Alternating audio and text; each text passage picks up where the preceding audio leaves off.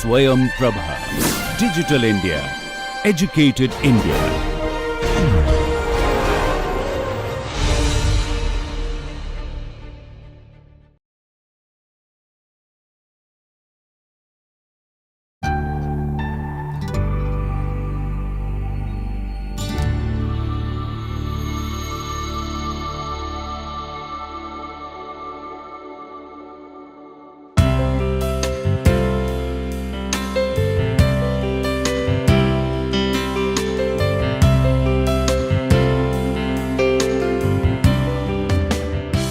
Welcome dear participants. In this module we would look at television, what are the technological backgrounds of this particular medium, what are the cultural repercussions of television, and how have the theoreticians looked at this particular medium. Television is centrally concerned with the representation of people in a visual manner.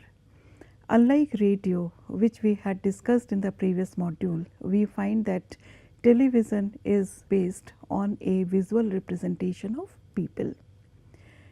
Even though it comes very close to the medium of films, we find that the conventions of television are primarily different from those of the film medium. A very primary difference can be understood in the sense that in TV programs, audience have a more prolonged association with characters because the format of TV programs is necessarily longer than that of a film. Whereas a film has a compulsion of a very limited time, we find that in television the program has a better flexibility in terms of time. So, in TV programs we find that the audience gets a better opportunity to become more familiar with the characters, and therefore they can also identify in a more cohesive manner with the characters of the program. At the same time, we find that most of the TV programs are actually closer to the lived life of the audience in comparison to the majority of the films. At the same time, we find that the programs convey a polysemy of interpretations, as the characters do not only represent their own self or an individual, but at the same time they are also representatives of certain collective social values, and therefore we find that the TV programs also depict not only a single storyline, but at the same time certain collective values. However, because of the different format of a TV program, because of its longer familiarity which is available to them and a better identification opportunity in terms of time, we find that the ideological dominance is more negotiable in a television program in comparison to a film. Audience can take away whatever they want to take away in a particular TV program, because the very nature of interpretation in the context of a TV program is polysemic.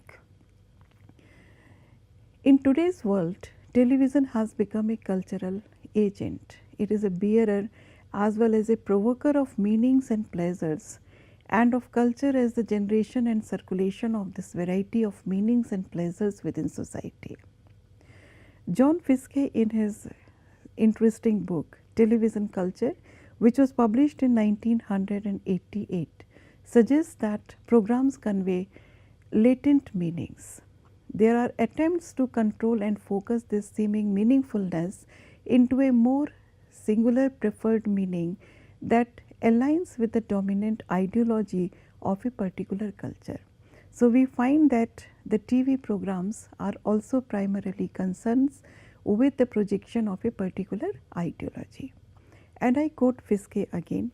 He says, "Television as culture is a crucial part of the social dynamics by which the social structure maintains itself in a constant process of production and reproduction. Meanings, popular pleasures and their circulation are therefore part and parcel of this social structure." If we look at the origins of the technology, we find that it developed in the beginning of the 20th century, but became an immensely popular medium by the time we enter the second half of the 20th century. Idea of a television was conceptualized before the technology appeared which was required for its production. Around 1876, George Gary anticipated complete television systems in his drawings of a selenium camera that could let people see by electricity. Ferdinand Braun's invention of the cathode ray tube or CRT in 1897 could still be considered as a forerunner of the TV picture tube. CRT was a combination of the principles of camera and electricity, and fluorescent screen emitted a visible light in the forms of images when it was hit by electrons. Paul Nipko's mechanical scanner system in the 1880s was another key invention in the development of this medium. In 1907, Boris Rosing created a primitive TV set by using the CRT and the mechanical scanning systems. Mechanical television and electronic televisions are the two types of television systems. Mechanical television has been developed from Nipko's disk system, which was pioneered by John Baird, and the first demonstration of a television by Baird was done in 1926. By 1932, Baird developed the first commercially feasible television system, but the mechanical television which he had developed had certain limitations. The images were fuzzy and there were no more than 240 lines of resolution in it, and there was an excessive flickering also. Electronic television system developed out of CRT almost concurrently. In 1927, Farnsworth transmitted the first all electronic TV picture. So, we find that within a decade or so, mechanical television was superseded by the all electronic TV picture. Electronic broadcast had superior picture quality, there was no noise, no disturbance. In fact, the size was also compact and there were fewer visual limitations. The early broadcasting of TV programs began as early as 1928. FRC, or the Federal Radio Commission, allows broadcast from W3XX, an experimental station, in this year. Other experimental stations also ran broadcasts throughout the early 1930s. In 1939, NBC, or National Broadcasting Company, introduced regular television broadcast, but these broadcasts were initially transmitted to only 400 TV sets, which had an audience of somewhere around 5,000 to 8,000 only. Very soon we find that NBC's rival CBS also entered the market, and FCC, that is Federal Communications Commission, laid down guidelines in 1941 for maintaining a single technical standard. TV sets were expensive at this time and they were sold to the elite because the common people did not have the purchasing power initially. At the same time, the Second World War deterred the development of technology. The sales were dampened because of several reasons, partially because of a climate of depression which had continued, and secondly, all attention had turned to the production of military equipment, and at the same time we find that most of the TV broadcasting had been shut down unless and until it was abating the war related efforts. Technology for color television was envisioned around 1904 and it was also demonstrated by Baird in 1928. Baird's 1928 designs for color technology were used by Peter Goldmark to develop the concept of a mechanical color TV. But this technology did not become available until the 1950s and gained a commercial popularity only in 1960s. National Television System Committee of the USA began the efforts to develop an electronic color system which had to be compatible with the black and white TV sets, and the first color broadcast by NBC was done in 1954. As we have seen, the 1930s to 1950s was considered to be a golden era of the radio technology. We find that the 1950s and 1960s can be considered as a golden era for TV. US households, which had in 1950 only around 6 million TV sets, in 1960 they ended up possessing almost 60 million sets. So it became immensely popular, and therefore we find that it started to steadily replace radio as a significant medium of mass communication. As it became more and more affordable, we find that people automatically reverted to it. Early TV programs were based on the way radio shows were being conducted by the networks. In the early 1950s, we find that TV programs had borrowed from theatre to produce dramatic anthologies, to produce news films, magazine formats, and TV spectacular musical variety shows were also becoming fast popular during this time. In the beginning, TV programs were produced and financially supported by a single sponsor, and this fact had given a greater control over the content. However, we find that it started to change. The program length also increased from 15 minutes to 30 minutes or even more, and the frequency of airing them also grew. Instead of screening them on the weekly basis, we find that the programs came to be aired almost on a daily basis, and therefore we find that the cost of advertising also increased substantially. So we find a beginning of multiple advertisement slots of 30 to 60 seconds, and it resulted in an increase in revenue for networks, and we find that programs also started to be sponsored by multiple advertisers. So by mid 1950s, we find that the control over the content came to be shared, and a significant control which could be possible so long there was a single sponsor for a particular TV program was diluted. In 1940s, cable TV was developed to enhance reception of TV signals in remote areas as well as in rural areas. This idea gradually branched out at a national level using long distance broadcast signals. It also resulted into a number of more channels as well as a better reception, and therefore it automatically created a much larger consumer base. FCC's restrictions on cable systems at the behest of local TV stations did contain the growth of cable TV until the early 1970s. But pay TV changed the fate of cable industry after gradual deregulation.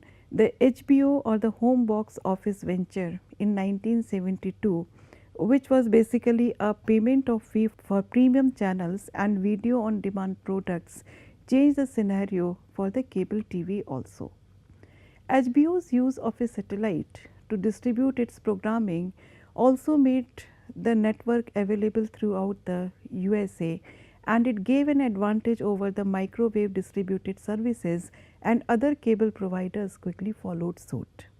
1984 Cable Act resulted in an expansion of cable industry as well as a shift to satellite over microwave distribution systems. There was a upgradation in the 1990s. Fiber optic and coaxial cables changed, and therefore we find that these broadband networks provided multi-channel service, telephone, internet and digital video services. These technical advancements which had taken place in the western countries initially, in the USA and in North European countries, were taken over very easily and almost immediately after decolonization by newly formed states. Around this time, we find that there was the beginning of digital television. There was a use of analog signals for TV receptions since the 1940s. Analog signals reach TV sets through airwaves, cable wire or satellite transmission.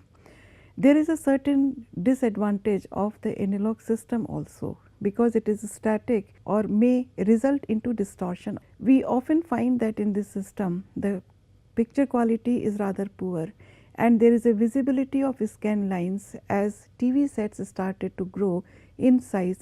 Digital technology developed in response to these problems, and we find that Advisory Committee on Advanced Television Services granted approval to switch from analog to digital in 2009, resulting in drastic quality improvement. Studies tell us that 98% American households have at least one TV, and a normal adult at least spends 4 hours on a daily basis looking at various TV programs. Even though the number of studies in other countries are relatively less, but we can imagine that the same type of impact can be found and witnessed in other countries and societies also. The most deeply penetrative mass communication apparatus fashions and constructs images and worldviews among the viewers. It is considered as one of the most influential social force. It performs significant and complex social functions in contemporary societies. We can say that it constructs culture among the masses, or what is looked at as culture nowadays is often constructed by a television set. So, television has come to provide what Hirsch has called a centrally produced, standardized and homogeneous culture. We would look further into these arguments now. TV sets and TV programs control the structure and content not only of news and information, but at the same time they also control and define what are going to be our dominant values, what are the acceptable attitudes, and what ideologies are preferable in comparison to other. So, we find that indirectly the television has substituted other mediums as far as a medium becoming an instrument of socio-political control is concerned. At the same time, we find that it promotes conformity, and what Adorno and Horkheimer have said about the culture industry can also be repeated in the context of the TV culture, because it does not provide us any real option. It also encourages narratives of certain ideas which are considered to be dominant in any given set of culture. For example, what should be our ideas about family or society or community, or what constitutes law and order, what type of respect or distance we should maintain or give to the authority. These ideas are normally encouraged by the narratives of the TV programs. Critics also say that the television as a medium is closely associated with capitalism and consumerism. Rather, it is a vehicle of both. The backbone of TV industry, on the basis of which TV programs are run, is advertising, and it is the advertisement business which manages as well as creates demands for certain products, commodities and lifestyles. At the same time, we find that the ideas and images which are proliferated using a TV screen also become pervasive forces of socialization.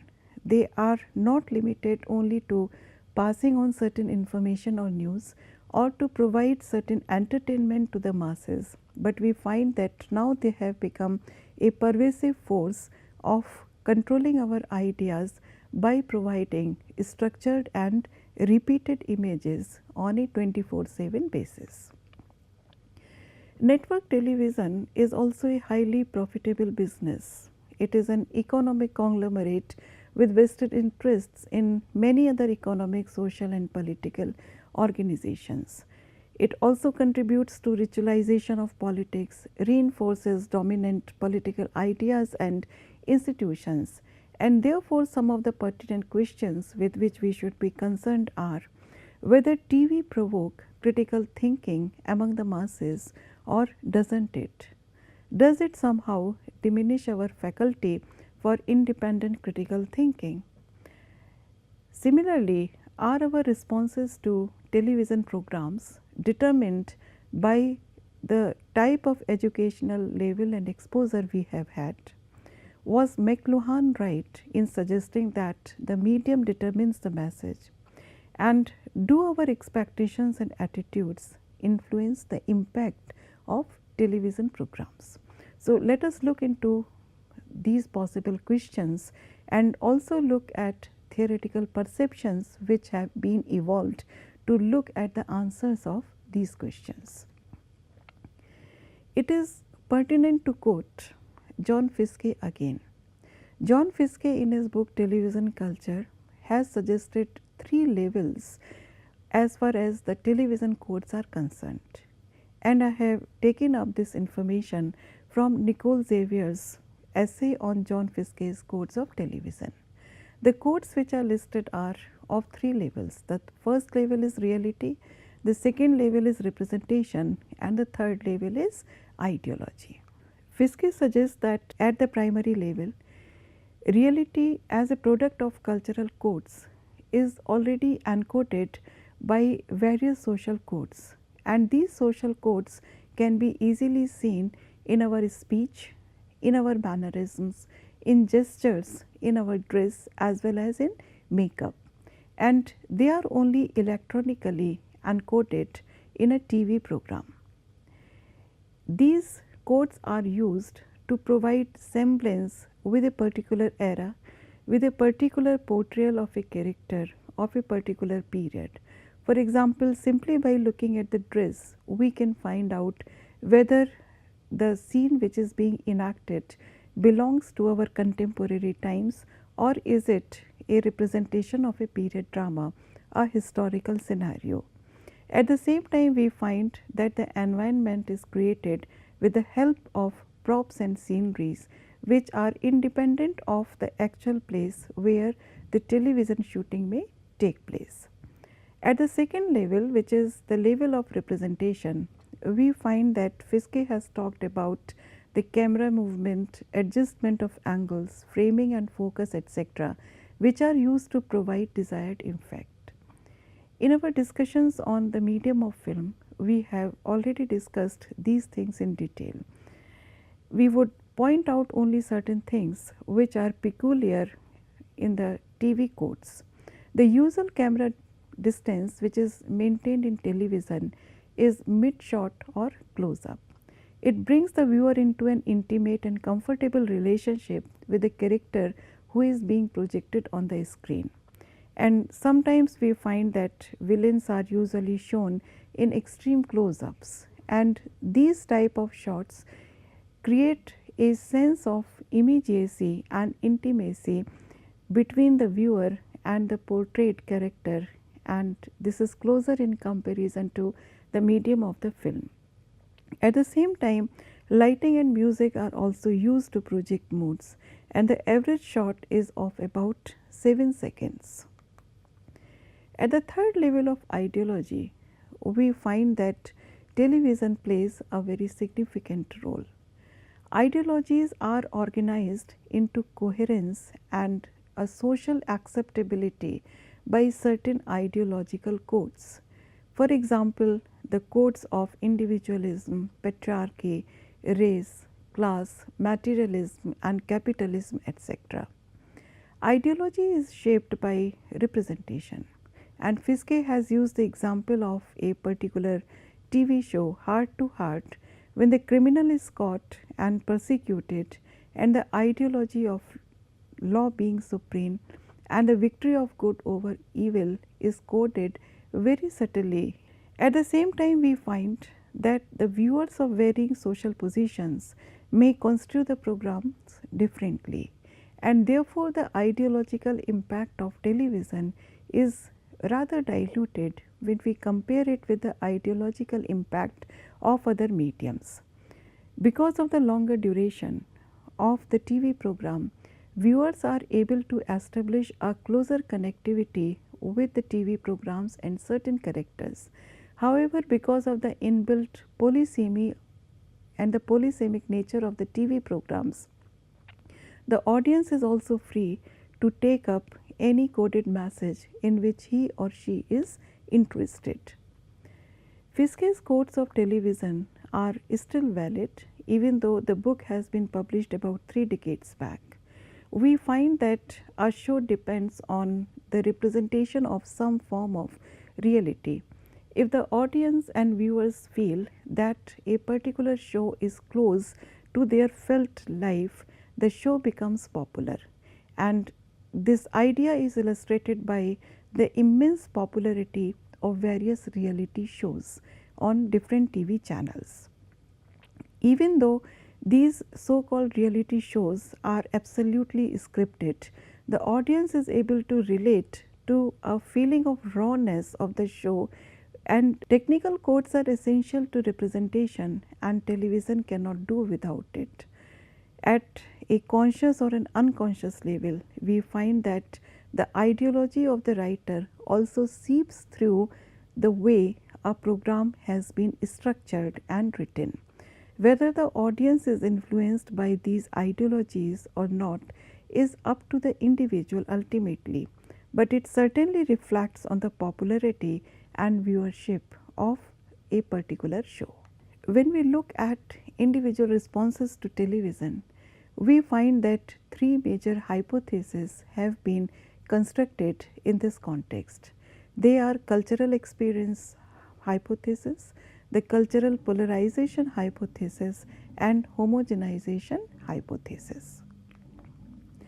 The cultural experience hypothesis suggests that the more educated the spectator is, the higher the level of analytical or interpretive thinking would be while consuming a TV content. It suggests that a more educated spectator or viewer is better equipped to notice the plot developments, the technical devices, the visual codes, the interconnected nature of narrative choices.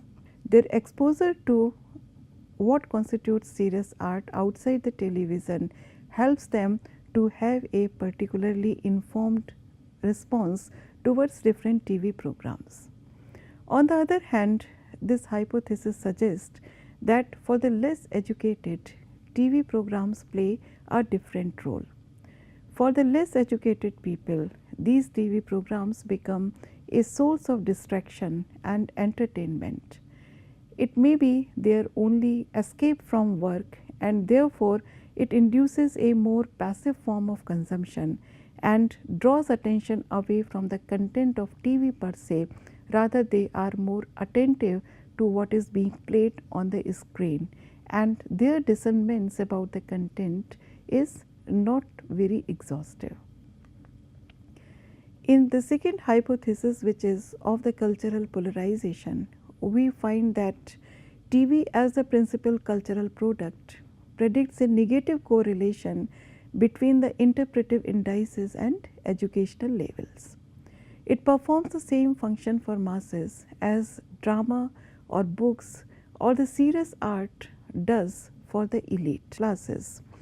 It also posits that it is likely that the audience which is less educated would pay more attention to the TV programs, may look at larger patterns in a particular TV program in comparison to an educated viewer. The cultural polarization hypothesis thinks that the educated viewer dismisses television program as merely a form of escapism and therefore ignores interpretive questions. They also draw attention to the content of TV programming. The third hypothesis, that is homogenization, views television as a medium of entertainment as well as relaxation. In this hypothesis, we find that television functions as a common cultural form and is evaluated in a similar manner by different educational groups. It suggests that there is no drastic difference in the interpretive responses to television across the educational spectrum, and whether a person is highly educated or not, the TV is viewed in the same manner. Neither segment in this hypothesis watches TV with the sole intent of applying interpretive frameworks or broadening their cultural knowledge. It remains to be a medium of relaxation and entertainment only. And it also suggests that all viewers are likely to evaluate the content at times, draw their own meanings, and compare and contrast the content with their own knowledge of the world, their own experiences, and their own cultural milieu. At the same time, we find that many contemporary critics look at television culture as being a product of the capitalist society. The development of broadcasting has caught up with the development of cultural imperialism and capitalism only. Electronic communications are used in foreign investment, in military warfare, as well as in propaganda, and the medium of television is not an exception. At the same time, we find that these critics look at how a consumerist society has developed in the post-war scenario. For example, radio, TV, and films have been responsible for constituting a society in a consumerist manner. They also say that there has been a mobilization of public opinion against communism during the Cold War.